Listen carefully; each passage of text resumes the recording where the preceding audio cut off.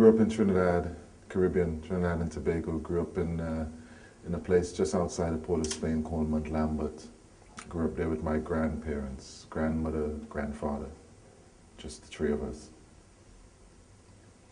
And, you know, because of that, I guess it's one of the things that made me a poet, because I had a lot of time, a lot of spare time, and a lot of space to create a fantasy world and to fill it with characters that I created and poetry and music.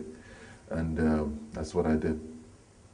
Well, I grew up with my grandparents, and they were both country people, originally from the country, but where we lived was a suburb. You know, my grandfather had come into some money, worked very hard as a carpenter, and he built this house in a place called Lambert, which is about, I guess, about 8 miles outside of Port of Spain, going east. And there was a whole lot of land in the back of the yard, you know, where he planted lots of trees, cassava, lots of mango trees, lots of different fruit trees, breadfruit trees, coconut trees. And that was my playground. That was where I would play. It was a big piece of land, about an acre of land. And I would roam around there, and I would climb the trees and sleep on the trees and pick the fruit. And it was very, we call it idyllic, you know, experience, you know. I moved to England in 1989. I was already a grown man. I was already about 20, 21. So for me, you know, because I was a mature person, well, kind of mature, it was a real shock. It was a real culture shock, because I had to leave everything behind that I'd built up for 20 years, you know. It wasn't like I left when I was 7, you know, or 5. I left as a grown man. So that was really difficult, making that shift and having to start all over again. But at the same time, it was a time of real excitement, you know, and real joy and real promise, you know, potential, you know. So that's what I did. But the first couple of years were really scary, really difficult, you know, missing home.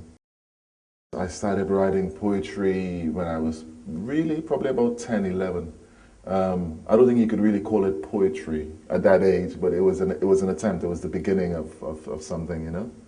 And what I did, I started writing lyrics, to songs, you know, popular songs that were around at the time. I started taking out their lyrics and writing my own lyrics on top of it. And eventually it evolved to the point where I was writing my own songs and poems, and it just took off from there.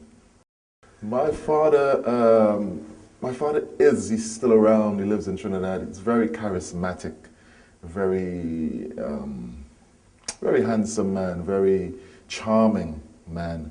A lot of stories, very funny, very engaging character, but also very deep character, very spiritual person. But you know, he's one of these people. He's a preacher, you know, he preaches, but he drinks, he smokes 2 packs of cigarettes a day, loves women, you know. He loves to have a good time, as well as pray and worship and be, you know, religious, you know. So that's one of the most interesting things about him. Real inspiration in terms of certain characters like in my novel, The African Origins of UFOs. A lot of the characters were drawn on him, you know, because of his humor and because of his sort of, you know, like in West African mythology, we have the trickster character, you know, Anansi and these kind of characters. He's like that. He's a kind of slippery character, you know. Instrument-wise, my father used to live in a place called Tobago, which is an island just off the coast of Trinidad, and one year he came back and he brought me a harmonica. I don't know why, he just brought me this harmonica, big harmonica, and I started playing that. And that was the first sort of time that I really started making my own little music, you know? Yes. Yes. How did it happen? What scene did you enter? Did you go to or whatever? Well, you know, when I came to London, I was in that mode. I wanted to do music. I'd kind of realized in Trinidad that, you know, I wanted to perform. I wanted to be on stage. But at the same time, I was very introverted, very shy character. But I'd seen Hendrix, you know, I'd been a real fan of Hendrix for a long time, Jimi Hendrix. And that was a big influence. So I thought, you know, I'm going to form a band. And I'm going to learn to play guitar. I'm going to sing. And for the first few years, that's what I did. I started a band. It was a rock band. black rock band playing around London. I was singing, playing guitar. I couldn't hack it. So I ended up singing in this rock band. We, played all around London for a few years. And that was the real sort of first experience of being on stage and having the rush, the adrenaline rush of playing live music. And that was, once you get stung by that, you can't get off of that. No, it was all my own poems. It was all poems that I'd set to music and poems that I'd made into songs, Okay. I was just writing constantly. Yeah, there was a black rock scene in London. It was a very small scene. There were a few bands, there wasn't much commercial prospect in it. The record companies weren't that interested at that time in UK, black rock UK bands. But it was the time of Living Colour and Bad Brains, bands like that. And there were quite a few bands like that in London doing that similar thing.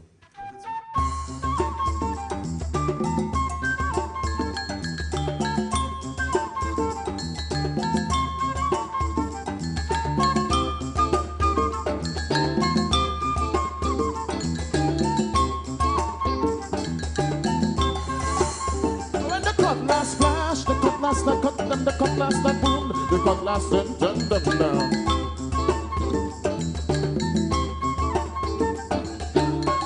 The cutlass that cut them, the cutlass that boom, the cutlass and turned them down. Till sparks grew from stars falling, scraping the road until the morning. Or cut can pass a lash against a man's bedroom. Running sideways fastest from fastest blade work. It make him run out of his shadow. It make him run out of his skin. It make him run out with a tumbling blow that he can sharp across his throat till it dribbles. Cut last by the flash song and it cut his Achilles.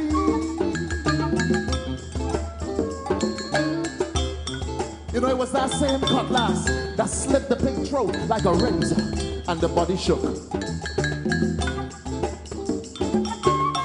Hang it up and let it drip its oil and ambergris umber. Let oil run all down this holy tributary where the cornstalk keeps snakes and wildflowers.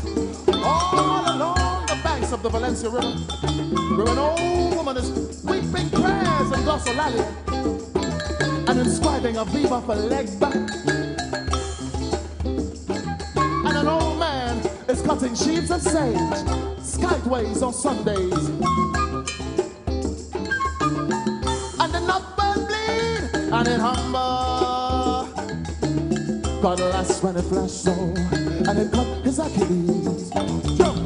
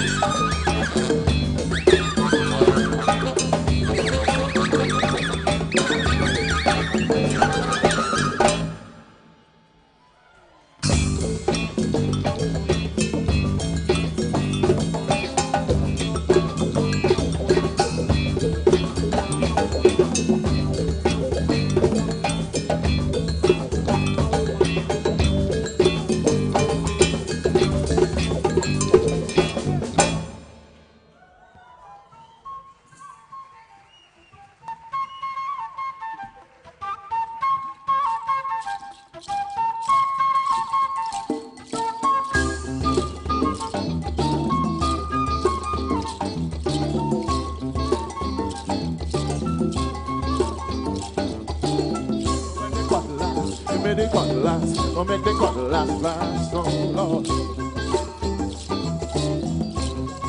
I remember my grandfather had a blade, boy. If you see that man blade was long so. That man get a blade from his grandfather. And when you see that blade come out, it was trouble, you know. Give me the cutlass, I want the cutlass.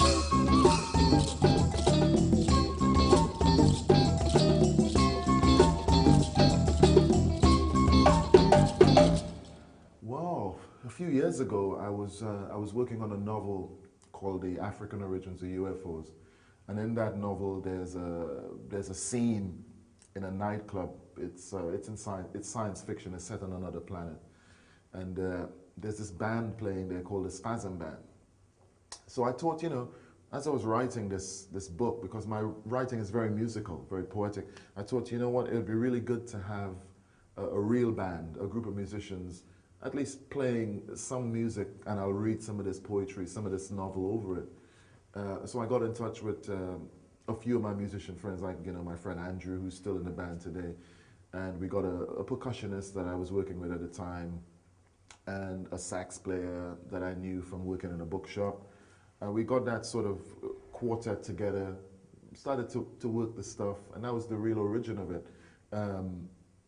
But as things happen, they grow and they expand. So from the first gig and the first catalyst, things started to grow and grow and grow until it got to a point where the sax player left. We got another sax player who was more fiery, more intense player who's still playing with us now, and then we got another percussionist to replace the original one, and that quartet was the one that recorded the first album, Lego the Lion, and that was when things started to build up from there.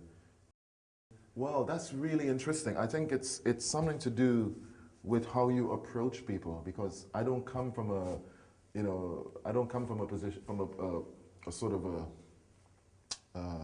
how do I explain this? I haven't been a star in that way with people. I don't approach people like I'm a star and you're sideman. For me, we're all in together. We're all doing this thing together. I'm just a singer. I'm just a poet. But as a musician, as a bass player, you're really important. As a sax player, you're really important. So I look at each of them as being really important, not just like musicians that you could get anywhere. They're really specific talents, that I've managed to pull together. And I think we're very close, because one of the reasons is we live in the same area of London. We all live in South London. We all live in Camberwell, except the bass player who's in North, but he's always South anyhow. So we actually live in walking distance. I live in walking distance to the percussionist, to the two percussionists. I live in walking distance to the guitarist. The other percussionist is just a drive up the road. The sax player is just down the road, about a mile down. So it's quite intimate in that way. Yeah, it's a community kind of vibe. Plus, as people, we just really approach things on a real basic level. I mean, we're street level. We're not like big stars in that way. We don't look at life like that. So we're very intimate. Plus, I think there's something magical about the number 7 and having a group of 7. It feels a lot smaller than it actually is. There's something about that number, I think if there were 6 people or 8 people, it would be a bit difficult, but 7 is just perfect. I met Keziah through that whole black rock scene. I started off as a fan, because at the time, we were all trying to do this black rock thing, but he was one guy that we just saw that had done it, that had managed to get signed and have a record out, and was playing around London and stuff like that. So he was a real role model for us in terms of where we wanted to get. So I started going to a lot of his shows, I loved it, and became friends, and we've been in touch and we've been friends since then, since I guess early 90s, The idea to have Joe Bowie on the album was completely the idea of our manager, Antoine. When he said it to me, we're gonna get Joe Bowie to play on the record, I was like, wow. It's like having, I mean, it's not the same category as a Miles Davis, let's say, or Mingus, but it's someone that shares that lineage, that comes out of that lineage, but also comes out of a real punk aesthetic as well, which is really attractive to me. And of course, I'd known Joe's music, you know, I grew up listening to Defunct, you know, grew up listening to the stuff that he played, you know, the jazz stuff that he played. So it was a real, it was almost overwhelming to actually have him in the studio and play with him. But at the same time, he's a very humble guy. So he lowers that vibe. You don't feel like, oh, you're starstruck. You feel like he's a brother, you know. And then when he blows, I mean, he's very meticulous, very professional, very technical player as well, I think, but very soulful, very passionate, you know. So Joe was a real, still is, you know, a real inspiration. Rubber man, don't get me. Don't blow me downtown, down shanty town, ravine, where there be silverfish and wabine. On the riverbank, Nile riverbank. On the riverbank, Nile riverbank. On the riverbank, Nile riverbank. On the riverbank, Nile riverbank. On the riverbank, Nile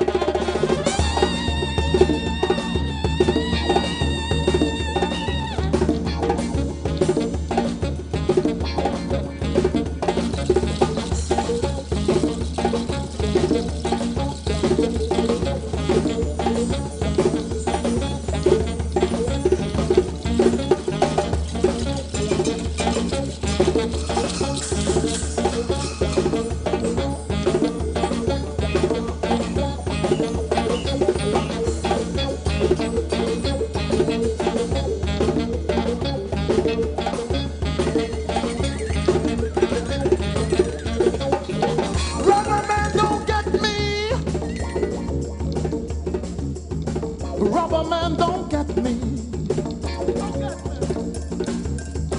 Rubber man, don't get me. Don't blow me downtown, down shanty town, rapid. Now when they beat silverfish and rapid. On the river back, now river back. Go to river bank, down river bank.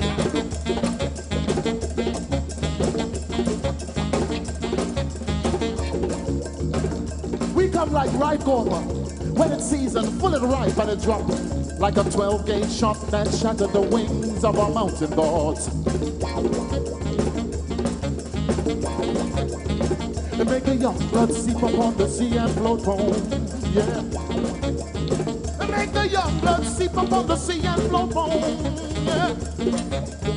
And make him real, so real that the paddle broke and he tumbled down, clip a crocus back. Better just hide the magic for me. Hide the magic for me. Come, come, come, come, come, come, come, come, come, come, come, come.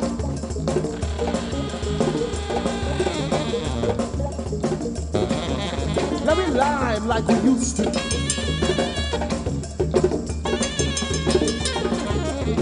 Don't rub my neck with fisherman's swine. Don't see myself in a ransom. Don't break my roots with rumors and rules. Come on now. Hide the magic for me. Come, come, come, come, come, come. Woo! Let's love like we used to.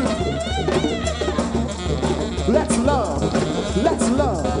Let's love. Let's love. Let's love. Let's love. Let's love. Come on.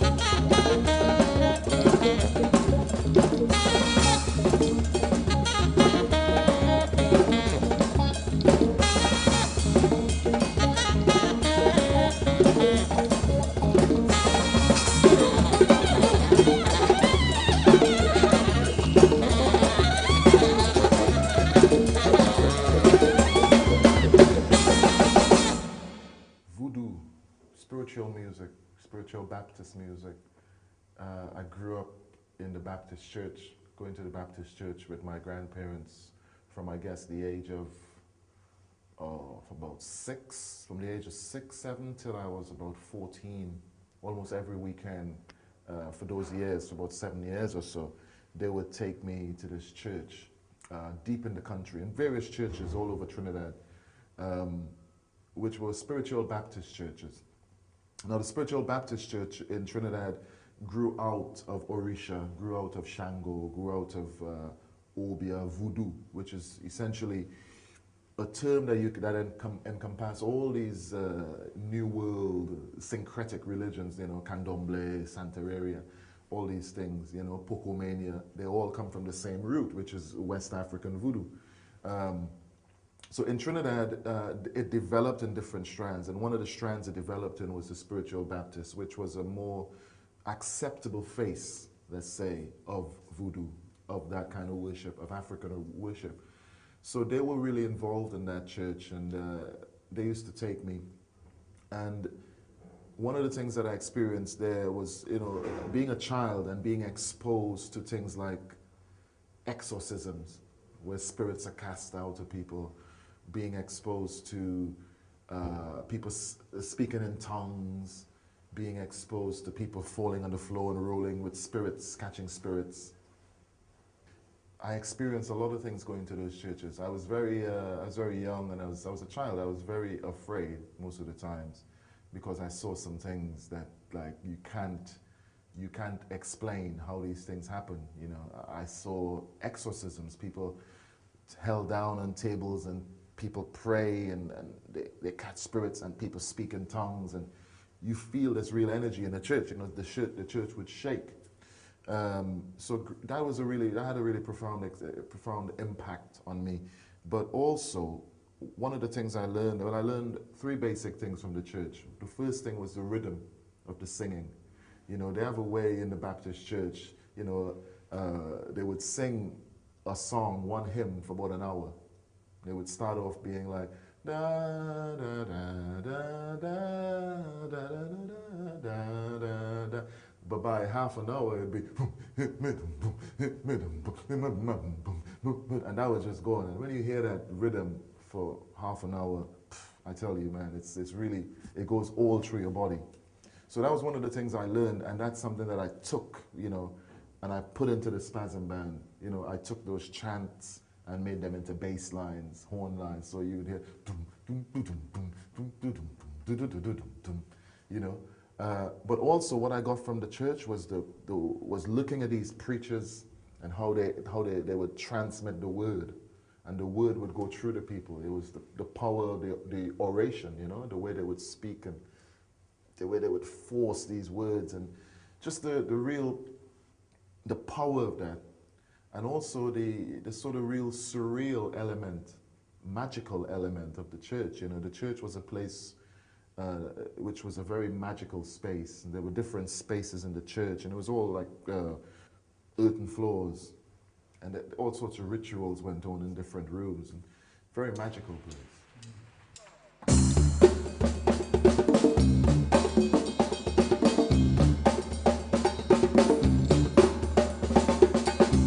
So there's a story about a woman called Véro. Véro was what you would call a la jobless, yeah? She's the kind of woman, man, if you meet her in the middle of the night, she's gonna look real beautiful, you know. But when you look, so you see she got one cow foot and a human foot, you know. Come on, bring it on.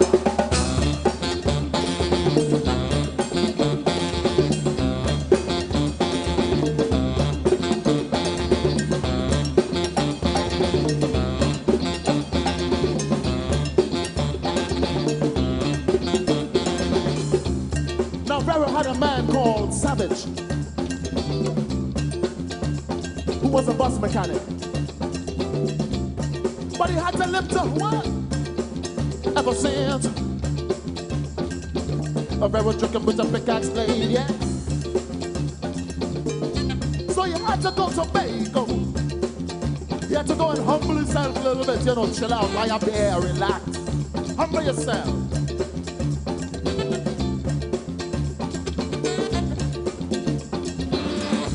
And one day Véro saw my brother She saw him unfold his secrets on the riverbank, and her blood take him one time.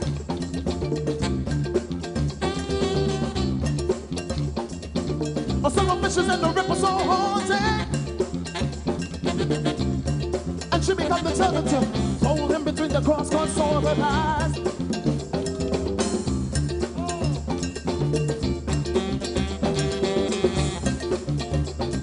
So my brother came back from Kandahar. The first thing he did was look for Véro. Couldn't see Véro nowhere, no how. Véro in the rooftop, no she in the gully. Véro in the mango, no she in the swimming bush. I bury him down to the ground. And instead my brother really begins to feel that burn.